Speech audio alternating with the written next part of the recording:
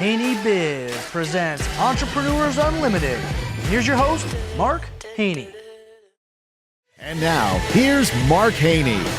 So, I was meeting with my entrepreneurial group a few weeks back, and we're getting together for the group. And I'm the oldest guy there. I'm like 52. Uriah's 36, I think, and the rest of the guys are kind of somewhere in between. We're all, everybody's has got a certain amount of success, but the thing that really I noticed as I was kind of watching the dynamics between the guys. One guy's a dentist, and he sold off a bunch of dental practices, and other guys, one guy's Robert Beatles, right? He's the guy that's going to be a billionaire, right? So anyway, with our different ages, what I noticed is that we all shake hands differently, right? Yes. And I don't know if you ever noticed that, but it's one of those areas of interrelations or human relations that I just am behind the times on. I don't know whether to hug somebody, to do the soul handshake, to do the traditional, the missionary handshake, right? The standard. I don't know. Sometimes I get caught in between. It seems like today everybody's wanting to hug, and I must not have been hugged as much as I needed to as a child, and so I'm not as comfortable hugging. And maybe too, as a small guy, some of these guys are a lot bigger, and you go to hug them, and you sort of feel like the chick, right? You're kind of folded into their arms. Yeah, they fold into their arms a little bit, and it feels awkward. But making people like you as an entrepreneur, there's no question, we have to figure out a way to have people like us. It helps our success.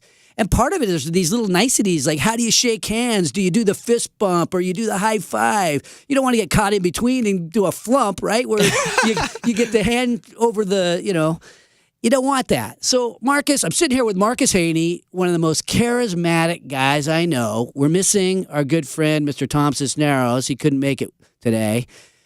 But the subject of today is charisma. How do you get people to like you? I mean, shaking hands is just the beginning of it, but it's more than that, isn't it, Marcus? Yeah, absolutely. I think that charisma is a huge way to break the ice with people that you're first getting introduced to, and I think humor is a big part of that. It makes people who are funny to me are, hey, that guy's got pretty good charisma. We could be sitting at Pete's at the bar. We could be anywhere, and the next thing you know, you've got a crowd of people around you, and you're kind of holding court. Is it because you're funny? Is that? I think it's usually because I'm buying the beer. Somehow you do that, and okay. So, as through the course of this show, we'll talk a little bit more about that, but. But as an entrepreneur, on a scale of 1 to 10, how important is it to have people like you? 9.5? 9.5, because you got and who's most important? I mean, you've got your customers, right? The boss. No doubt. You got your supplier.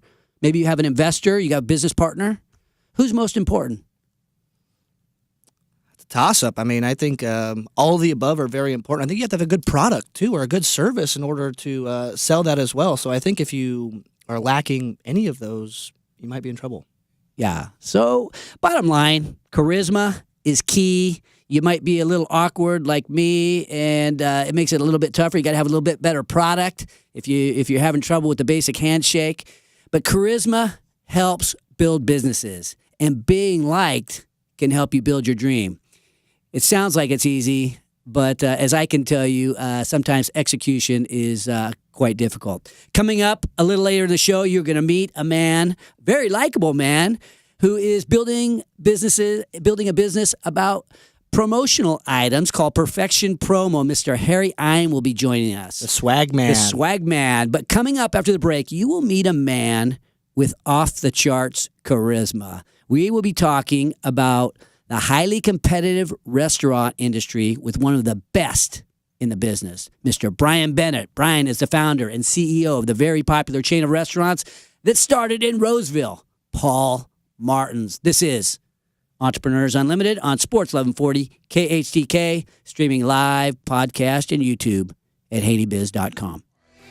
Welcome back, and it is an honor and a privilege to bring on Brian Bennett, the founding partner, not the CEO, of Paul Martin's chain of restaurants. How you doing today, Brian? Doing great. Thanks for having me. You bet. I appreciate you coming out on Saturday morning. I know you're getting ready to make a trip to the wine country and hang out with some good friends. Yep, gotta head up to Napa today and do a little bit of wine tasting at Silver Oak and Frog's Leap and some of our great partners. Oh, sounds like a tough day. It's a tough day today. Gosh. So let's talk about Paul Martin's. You created a business plan and found a partner and found a way to launch one of my favorite restaurants. Tell me how you got started. It was a dream, of mine to create this restaurant, and I happened to be lucky enough, fortunate enough to find a gentleman whose name is Paul Fleming, who believed in the same dream that we had. I mean, we connected about food from the first time I met my partner, Paul. And tell me about that dream. What's the Paul Martin's dream? The dream was to create a restaurant that we wanted in our neighborhood. We wanted to have food that you could find in fine dining restaurants in downtown San Francisco, but was unavailable to people on a daily basis at an affordable price. So the dream really was about sustainable seafood. It was about all natural proteins, chicken and beef without hormones that everybody's talking about today. But at Paul Martin's, we've been serving those for 9 years in every restaurant. Right? Yeah. Had to develop our own production line, go out and forge relationships with people that grew that protein, those chickens and that meat to enable us to have a supply as we grew our brand. So that was the dream, really about featuring wine that was affordable and grown in California and around the world, that was grown in a responsible way and stored in a responsible way, and just trying to do the right things when it came to business from a sustainability and from a healthy standpoint. Tell me about the business plan and how you ended up with Paul Fleming as your partner. Well, the business plan came about after we sold our previous business, and we were living in Rockland, and we wanted to stay local, so we decided that we should build the restaurant that we always wanted in our own backyard. And so we really had a high bar. So we went around the country and actually to Paris to look at the way people fed people in a responsible manner and what was going on in the world of restaurants and dining, and not fine dining, just in dining in particular. Though a lot of the things that we stole from or ideas that we borrowed were really mostly in fine dining at the time.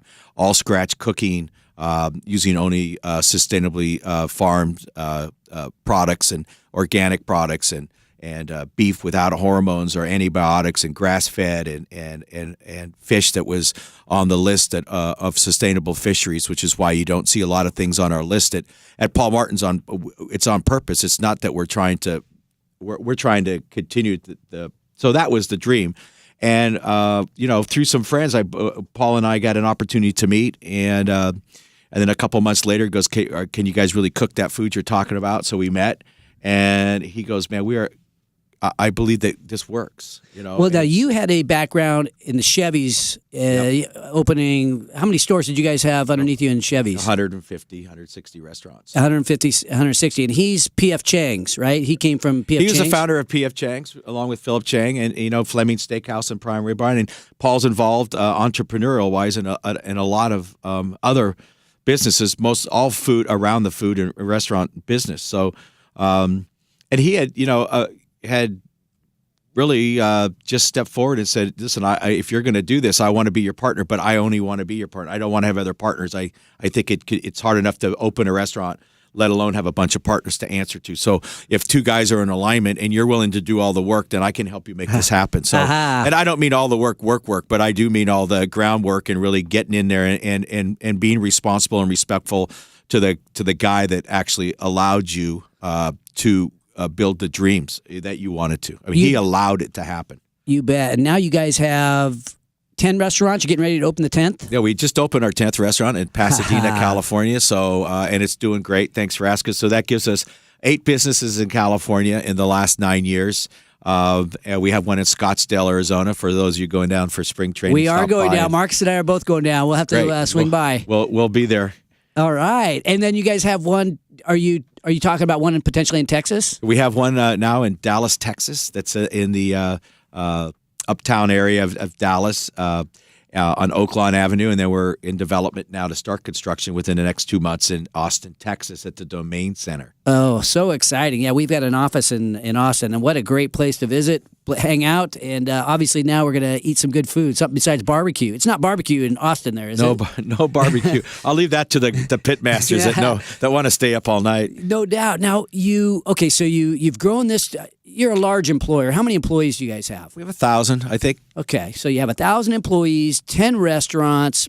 You were farm to fork before farm to fork was cool, but when you got started was not the best time in the world to be starting businesses. Didn't you start just before the financial crisis hit us? We did. We opened October 28th, 2007. Oh. It was a great day to open, and in the next 18 months were proved all the metal that we had, and a great partner in Paul who said, just stay the course. Don't change anything. Get more intense. Get more involved. Hire more people. Wow. So in the face of a tremendous financial crisis, you just kept investing. Paul kept investing. He was the biggest cheerleader. He starts every meeting I have with him is, I remember telling you the economy would get better, and we're still waiting for the economy to get better, but we just keep rolling. But as an entrepreneur and a family man, you had to make personal sacrifices during that time too. Tell me what that was like for you and your family. Oh, it was, it still is a lot of, it's great news now is that we have a lot of people that help share the burden of it. But when you first open a restaurant, you're really, entrepreneurially, you're doing everything. I mean, the accounting, the advertising, you're doing the work in the kitchen, you're doing the work in the dining room, you're picking wines, you're shaking hands, and we did a lot of that the first 2 years in Roseville because really that was the option. There was no failure, was not an option. And so we just had to really work, and we're still working really hard at what we do. I mean, I'm on the road 3 out of 4 weeks a month and building restaurants and coaching folks and building relationships with the producers that are struggle sometimes to keep up with the demand for our all natural products and the quality of greens and vegetables and a beef that we need to serve what it is on our menu. As entrepreneurs, so often we start businesses and we run into difficulty. We have to overcome things. And so often it happens at the beginning when you're trying to figure it out. So you had the double whammy of the financial crisis at the same time. So what gave you the personal strength to fight through that? I don't know. It was my dream, but it was raining one day when we first opened, and I stepped outside of the restaurant, and I swear to God, the sun came up, and there was this giant rainbow, right? And I just said, if I could follow that rainbow to the pot that everybody always talks is going to be there, we're going to be okay. And there was days at Paul Martin's where nobody. I mean, I'm serious. It was empty, right? And I was internally so angry that nobody would come and try what we had to offer. And then, slowly people began to come, and word got out that you could trust us, that we weren't just another restaurant that was self-promoting, that we were really promoting what we were doing, we were promoting. And our employees began to buy in that, they didn't change. They started this way, but they didn't change. Even in the course of the financial recession, we added servers and we had meetings and told them that while other people are laying people off, we're going to hire the best of the people laid off and continue to build, our group of people, and many of which still work in our original employees in our restaurant. So I just think you have to believe in what you're doing, and excellent, being good is it's the devil connected to excellence. So, if you're say it's good enough, you're going to fail. If good is good, then good is failure. Excellence is what wins the day. Every day, you have to believe that excellent work always wins. And it's not easy because it's easy to give up. It's easy to give in. It's easy to cut corners. It's just so easy to be okay. But okay doesn't ever win a game. Ever, ever, ever. Okay does not ever win a game. Good enough is never good enough. I'm Mark Haney. We're here with the founding partner of Paul Martin's Restaurants, Mr. Brian Bennett, and we will be back to hear more of his story in just a moment. Welcome back. And we are here with Brian Bennett, founding partner, not the CEO of Paul Martin's chain of restaurants. And we're talking with Brian about the business that he's built. And I want to go into your kitchen. When we came in to Paul Martin's to visit, you had such hospitality, and you took us in the kitchen.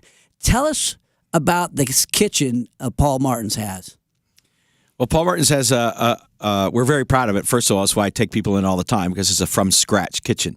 And there's no freezers in our kitchen. There's no cans in our kitchen. And we actually make everything from scratch every day in our restaurant. So that's what you got to see. And that's not, making stuff from scratch is not as inexpensive as going out and buying it pre-made. Well, it takes us. We have for example, we have a kettle in our kitchen that makes all our stocks. The stocks are the basis for soups and sauces that we use, and so it takes 24 hours to make beef stock. It takes 24 hours to make chicken stock, and it takes half a day to make vegetable stock. And so every 3 days, one of those stocks is being made. You have to roast bones. You have to cook the bones, and you have to put the bones in the pot with the mirepoix, which is vegetables, and get flavor and cook them slowly. Then you have to strain it and reduce it and put it through a sieve and make sure it's clean. Then you have to reduce it for. I mean, this stuff you can buy. Most restaurants buy it pre-done or in a powdered form that's very salty or stock, and we just don't do that. I mean, we melt chocolate to make Grenache so we can make our own chocolate cakes. We're crazy. Like I said earlier, to be excellent is not so easy. You know, you could be good lots of places, but we try to be excellent everywhere. We try really hard to be better. Well, the tortillas were, one of us ordered tortillas or tacos, and I think the handmade tortillas were a big hit. So we hand make tortillas and the dressing. So we bake both flour and corn tortillas every morning. You can go in there and watch them. They make hundreds, and they hand roll every one of them, and they cook them on a comel, which is a big flat steel, hot surface, and they toast them, and then they wrap them up for service. How important is it for an entrepreneur to know every step of a process in his business? Because you know everything from what happens first thing in the morning till the end of the day and everywhere in between. Well, I think, to really be hands-on is you're not relying on other people to give you information. You can gather information from people that have they're much smarter than you and know a lot of specialty items. But really, to be a true entrepreneur, I think it's best that you really understand the enterprise that you're getting into and be able to understand it front to back. It doesn't mean that you don't hire people to manage those processes, but it does mean that you can understand them when they talk, and you can draw your own conclusions. You're not leaning on other people to make decisions. I mean, the person I lean on to make decisions is Paul Fleming, who has a restaurant pedigree, and we have other partners now that are world class when it comes to restaurants, and that's what they do. And so when we have conversations as entrepreneurs amongst us at a board meeting, you're talking to people that have they're better at what they do than I am, and I think I'm really good at what I do. And so it's to really know something from start to finish, from soup to nuts, as they say, I think is the power. Especially if you have that excellence, mark of excellence on everything you do, Your operating partner in Roseville, at the Roseville office or Roseville restaurant, is Joey Farias, and he happens to be a friend of my nephew's, and he's the operating partner. Tell us about Joey. Joey got hired 10 years ago to be a food server for us at Paul Martin's, and he didn't buy. He was one of those guys that didn't buy into the whole everything's going to be fresh. Like, I've heard it before. This will change shortly.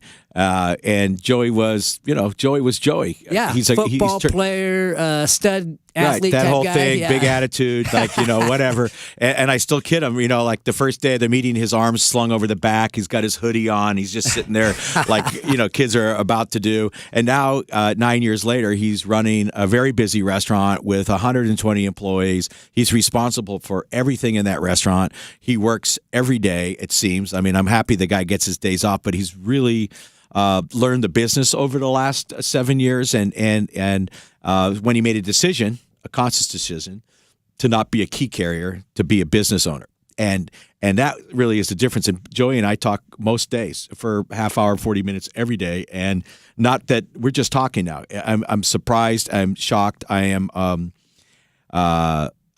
It's kind of like I tell him, you got to be like a woodpecker. You got to just keep pounding on things. You cannot stop, working on. You never can relax. In order to be excellent, you have to go after it. So he's just one of those guys. It's a story that we hope to be able to tell many times at Paul Martin's, where people that came to work for us that learned the discipline of business and self-discipline, and he's been able to do it. And we could not be prouder of Joey Ferris. How integral is that structure to the scalability of the company? You've got 10 restaurants with partners at the different restaurants.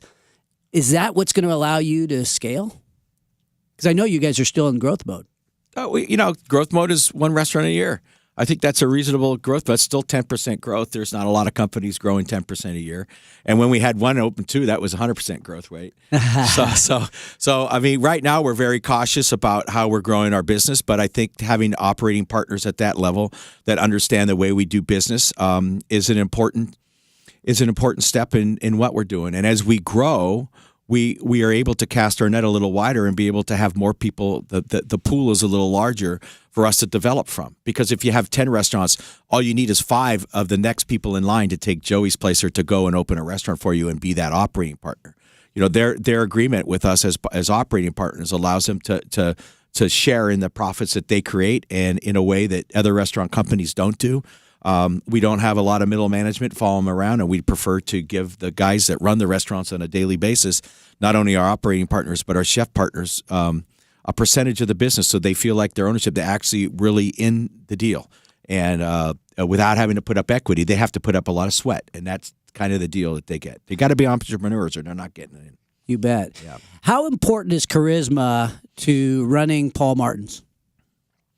I think that, if you look at Joey or you look at any of us that are in the business at Paul Martin's in leadership roles, we all aspire to be grateful to everybody that comes in that's in our employ. We have employees, we have investors, and we have guests. And all 3 of those people need to be treated with the same respect. Every decision has to be made with those 3 groups of people in mind, because it's easy to make a decision to benefit the shareholders, but if it doesn't benefit the other 2, it's a poor decision. So to be charismatic and get people to follow you and listen to you and be able to set the pace and the tone of the business, I think is really important. What's a board meeting like for a restaurant chain of 10? Sometimes it's great. Every 4 weeks we're giving ourselves a report card. So sometimes it's great and we can pat ourselves on the back. Unfortunately, we're all seasoned guys, and so we know that tomorrow you're only as good today as you were yesterday. You cannot rest. You can never stop pushing. So there's strategy in how well are we doing. How is our development timeline? I don't mean physical development. I mean personal development. Who do we have that we can, can we go build a restaurant? I mean, who's going to run that restaurant? We just can't go find these people on the street. We have to develop internally. Most of the most successful folks that work at Paul Martin's have spent 3 and 4 and 5 years there, because it takes a year to get what we do and to understand it. Then it gets, then you can start really learning the business. You got to learn to shake hands. We ask people really to be, Joey, he's out in the dining room every day shaking hands. He's leading his people by example. He's running around. He's delivering food. He's doing whatever it takes. That's an old school restaurateur. And that's what it takes to run Paul Martin's. There's not a lot of guys telling Joey what to do, because Joey's able to be self-motivated. And that's the kind of people we're looking for. All right, let's talk about Brian Bennett and why you make such a great entrepreneur. From what I see is you're traveling around the country, working on your restaurants, opening up new restaurants, motivating the people, making sure that the quality is there. Why are you so driven? Well, so many people, get one branch, one office, and they're content. Man, I can't stop. I love doing what we're doing. I told you earlier today, or off the air, that I love watching our people prosper. Yes, it's great to say I'm part of this and I was able to incubate this, but there are so many people now at Paul Martin's. There's so many people behind the scenes helping get this done. That to be a cheerleader and wander around and develop product that lines and relationships with people to help support the team that's going it's the best drug in the world. It keeps you so motivated and so focused and so excited. I love getting up every day and I love going to work, and I can't see ever stopping. why would I want to not have a good time every day that I go to work? Most days. There's those days that are challenges, to manage. But most days, it's a gas. One final question before we wrap up, Brian. You talked about the rainbow, and there's something there at the end of the rainbow, and you're digging in and you're working hard. And when a lot of guys might be thinking about coasting, what's it look like at the end of the rainbow? I don't know. I can't wait to get there, but it's a long way off, right? Is it travel through Napa? And at the end of the rainbow, if I had my wish, is to take my wife and go sit on a beach and enjoy the warmth someplace and not have to answer a cell phone. Very cool. And I know you've been married for 30 years, and you've got a young daughter that's a cheerleader at Whitney. You're a local guy, so you've started a business right here in the Sacramento area, and you're growing it beyond. Very proud to have you on the show, Brian. I want to thank you for coming. When we come back, we are going to meet the swag man. I'm Mark Haney. You're listening to Entrepreneurs Unlimited on Sports 1140 KHTK, streaming live, podcast, and YouTube at haneybiz.com. Welcome back, and we are here with the founder and CEO of Perfection Promo, a.k.a. Mr. Swag. How you doing? We're here with Harry Ein. How you doing this morning, Harry? I'm great. Thanks for having me. I appreciate it. You bet. Thanks for coming in. Now, tell us a little bit about your business. So we do logoed merchandise for different corporations as well as professional sports teams and different high schools, etc. So anything from the bobbleheads to the T-shirts, the pens, the cell phone chargers, Bluetooth speakers, you name it. Anything with a logo on it, we're producing a lot of that stuff. Okay. What do you like most about your job? What do you like most about this business? I love the creativity. It's every day that you wake up, you never know what the project is or who's going to be calling. If they're going to need 20,000 shirts done in 3 days, or if you're going to need to do a customized bobblehead or a pennant, anything. It's always an exciting project, whether it's a tech company or a sports team. There's lots of really cool, unique products that you're doing. And where does this creativity come from? Is that you? It depends on the client. Some of them, they're giving you some direction and you're trying to source and you're trying to come up with something that's unique. Sometimes a client's it's a blank plate and they're saying, hey, we have $5 to spend on 5,000 pieces for this event. Come up with something creative that shows off our brand and that's unique and has a high perceived value for the customer. Now, Harry, you're a very likable guy, and we were talking at the beginning of the show about charisma. And how important is charisma to building Perfection Promo? I think it's been crucial. I mean, there's 20,000 sales reps of promotional products in our country. So to me, it's how you relate with the customers, what you're dealing with them, if it's the service, if it's how you're going to show and make their job better, if it's by giving them that service and coming through, if it's how you're dealing with them on, price and hitting their budgets and making them look good for their boss. It's really important how you're relating with each person and trying to have common ground as well, especially when you're trying to deal with them at first. You're trying to have the same kind of interest and have something that's common between you and your customer. Okay, trying to connect with your client. Absolutely. Yeah. Really Now, I know you connected with me when you first came in because you brought me a gift, which I thought was really cool. It's a Reggie Theus bobblehead doll. And this is for Sacramento Kings, right? Was this like a throwback gift? Yeah, I think it was last Friday. They had one of the throwback nights, and it had to do with his first basket. And this was one of our favorite bobbleheads I've done in my whole career. I loved how the shoes came out and some of the details with the Converse, the old school uniform. Oh, yeah. Bobbleheads are tough. It's very important that you're dealing with, a great factory and great sculptor to try to get the resemblance. You don't want to be that guy who's turning out a bobblehead where it looks nothing like the player, and that's kind of embarrassing. To us, it's really important on the bobbleheads to make sure to have the top-notch quality out there. Now, how important is it to come up with originality? I mean, originality in our industry, it's key. If someone is asking for new ideas and I'm showing them calendars or pens or some nonsense that's been around for 20 or 30 years, I mean, most of the time on the customers I deal with on the larger companies, they're just going to ignore you. So to me, it's kind of creating something that's unique. Like recently, we just started working with a factory that does the custom Chuck Taylor shoes, but with full color printing, so you can do your whole design on those shoes. So to me, I'm always trying to find the new products, the new processes that are going to be unique for the companies that we're dealing with. I was at a business dinner the other night, couple months ago actually, and we hatched an idea. So I don't really want this to get out, but it's, we were talking about bobbleheads and, that they're so fun to have on the back window and stuff. And Marcus and I were there. We're kind of laughing, joking around. And the idea came up about bobble junk. Bobble junk, where you, not the bobblehead, kind of another area of, that might bobble when you do it. And then, so we looked up bobblejunk.com, the domain name, and it was available. And, we're thinking, I don't know if there's anything to that, but if there was, is that something that you guys would be open to potentially we'll always partnering be on? happy to help you. Okay. Absolutely. Bobble junk. Okay. Bobble junk, I mean, there's been some funky bobbleheads, and I've seen some interesting things happen on that stuff. So, it could always work. Okay, we'll have to talk about that. So what's the funniest product or gimmick you've ever provided?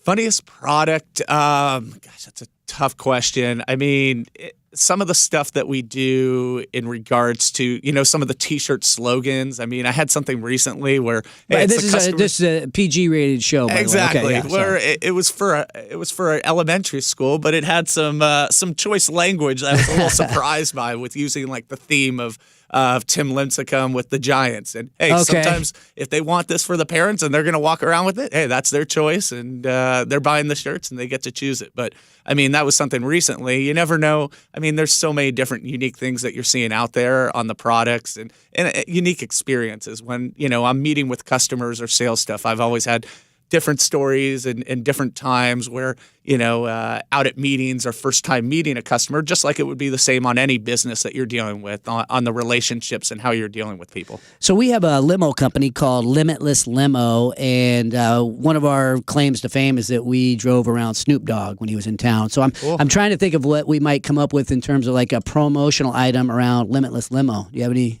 thoughts? Hey, I mean, you could do something with the clever idea of using Snoop, if he was letting you use on creating some kind of figurine or something with your limo, trying to make a customized cell phone charger in the shape of a limo, and something of maybe having some brochures or something of the different celebrities who've been involved with it. So it explains the product, and then the different people who've used your services in the past, so that you're kind of relating with them.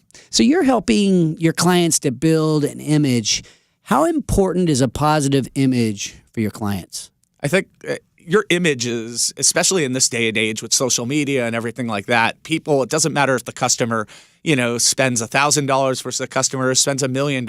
Each of them have a reputation. So your image online on how you're perceived is crucial now, with Yelp and Facebook reviews, everything like that. So I think, creating your image and the products that you offer with that image, it all goes hand in hand. So you don't want to be handing out something that doesn't relate with your target market. So it's important to find those products that hit that niche, and like when you're picking out the items that you want, you need to kind of know your demographics and explain that to the company you're working with, so that they can kind of show stuff that hits that demographic. As I went back on, none of us, the younger generation, they don't really use calendars. We have our cell phone there. So handing out a calendar might not be the best thing compared to handing out a cell phone charger or a Bluetooth speaker when they're going to the beach to use. Yeah, no question.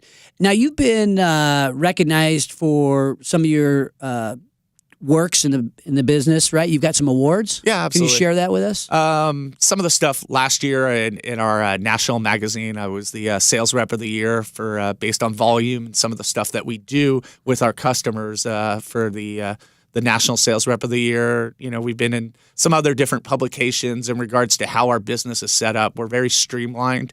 I try to be the only sales rep for our company because I want to be the first voice and the main person who's the contact for each customer. So we've really set our business up really streamlined, and we work with a billing company who helps out on the back end and the stuff that isn't my specialty. So I can focus on the sales and driving business and coming up with creative ideas to our customers.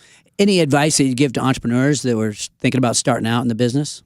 For new people, I think it's crucial to understand your business, no matter what it is. You need to know, look at what's successful in it and try to understand your competitors and everything like that. And from that, you try to set up how your business is going to be positioned. If you're trying to be, whatever aspect it is, you really need to try to focus on that and then try to streamline that business so you can have savings for your customers, as well as, have the the right partners who can show the creative ideas. We are speaking here with Harry Ein, the I call him Mr. Swag, but he's the CEO and founder of Perfection Promo, and sharing his wisdom about how to help his clients achieve their dream and their goals of having a professional image in their business. And I want to thank you for the gifts. I know you brought in the Reggie Theus bobblehead. I want to thank you for the advice. I also want to thank Brian Bennett. Brian coming on, sharing his story about building a restaurant chain in Paul Martin's. And, I want to take just a minute to thank our sponsor, Limitless Limo. And I got Marcus here. And Marcus, you're the CEO of Limitless Limo in your spare time. Give us a little plug for Limitless Limo. What's your differentiation? Well, we like to consider ourselves the sprinter guys. So my GM, Brian, and I are going out and talking to the public about the Mercedes Sprinter Coach.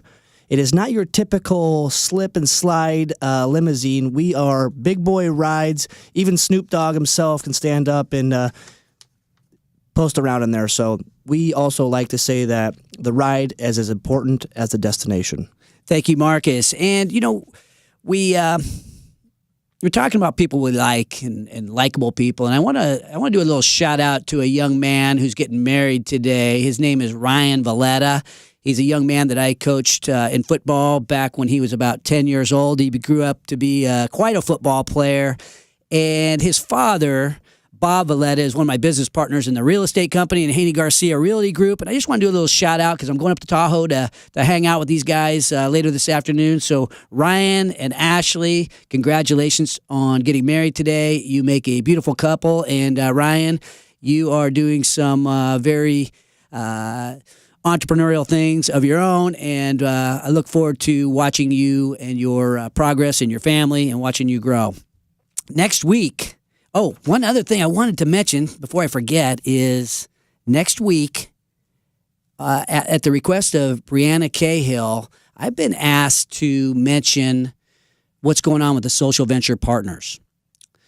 Social Venture Partners it's a charitable organization that's very unique, and they give back to the community in kind of an interesting way, similar to a venture capital company. Right, so you've got guys from around the area who've had some success, some businesses, and they've thrown some money in to create what I'll call a venture fund. And then what they do is they go out and they invest into charitable organizations. And so they select just a few to invest in. And coming up next week, there's going to be a Shark Tank type TED Talk event at McGeorge School of Law for the Social Venture Partners. And the name of it is going to be called The Fast Pitch. And it really is an opportunity, if you want to go down there to McGeorge School of Law to check this out, it's really a chance to see nonprofits pitch for the Social Venture Partners to invest in their company. And as these partners, I'm one of the Social Venture Partners that's investing, but as we invest into these charitable organizations, we also want to help them grow and help them to be successful in their business, much like we would as angel investors or a venture capital firm in its traditional sense. Coming up in a few minutes after the break, I am going to have some closing thoughts about charisma and how likability can so often influence our path to success. This is Entrepreneurs Unlimited on Sports 1140 KHTK, streaming live, podcast, and YouTube at haneybiz.com. All right, and welcome back. And so many times on this show, I am reminding myself that I'm not necessarily teaching. Sometimes I feel like I'm teaching a little bit, and I don't really want to sound that way because I think as you get older, there's so many things that really, we're not learning them. We're being reminded of what we already know. And I think when you start talking about charisma and likability and things like that, yeah, we already kind of know our style. We know what works, what doesn't work. And, what's Mark Haney going to teach me about charisma? I'm not going to teach you a thing, okay? And I don't think I'm trying to teach you anything. I mean, I think sometimes I'm reminding myself of who I want to be. And So as we talk about shaking hands and fist bumps and high fives, and you know what? I don't have the answer to that.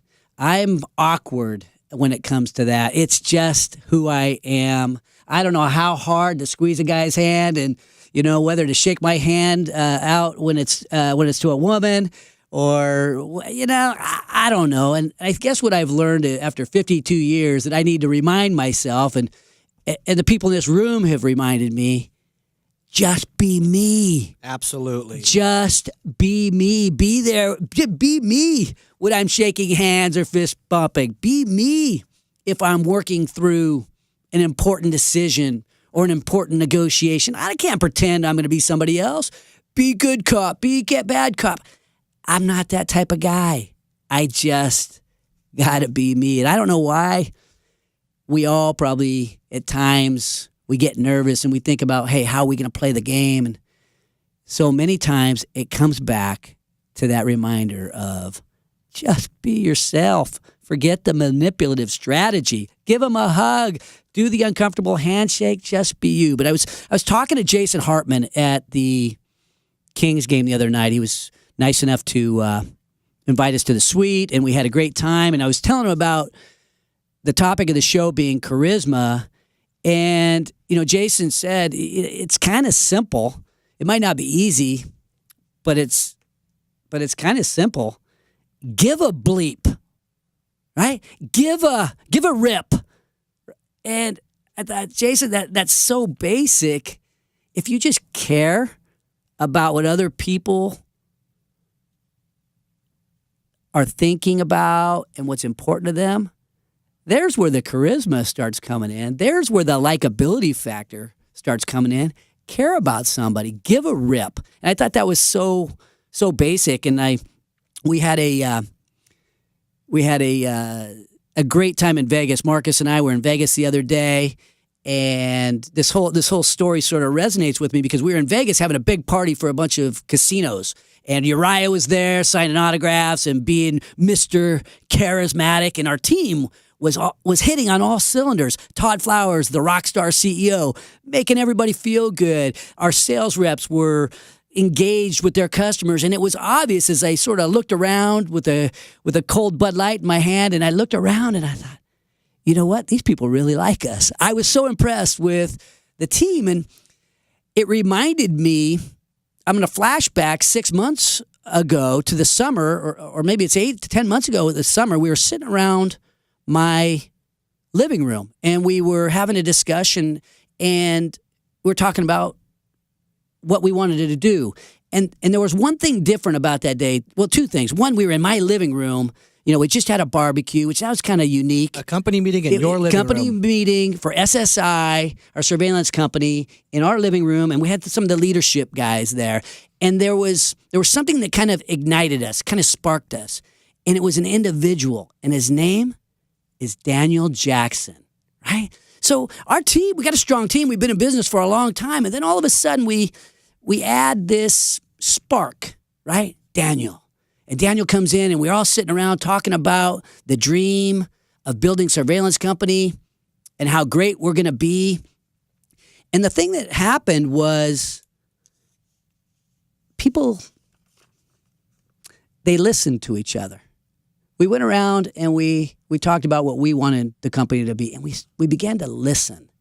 And that listening led to people being vulnerable, people sort of letting their guard down, right? So we listened, and we let our guard down at the same time.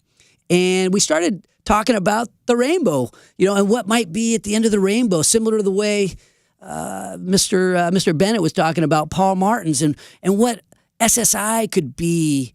And something magical happened that day in the living room, and it was really invisible. But as people listened to one another, there was a bonding beyond charisma. Charisma had manifested itself into commitment. Yes. From charisma to commitment, from listening to letting go of our insecurities, to being vulnerable. And that bond, that magical bond that you cannot see. You can't see it until you go to Las Vegas and you see the team shaking hands and hugging and high-fiving and flumping and all this stuff happening when relationships are getting built.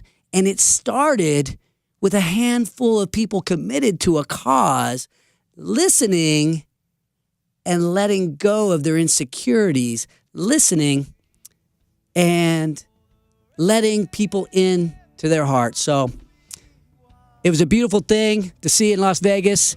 I enjoyed it. We did a lot of handshaking, fist bumping, and I got to tell you, I'm so proud of my team. I'm so proud of what we're doing here.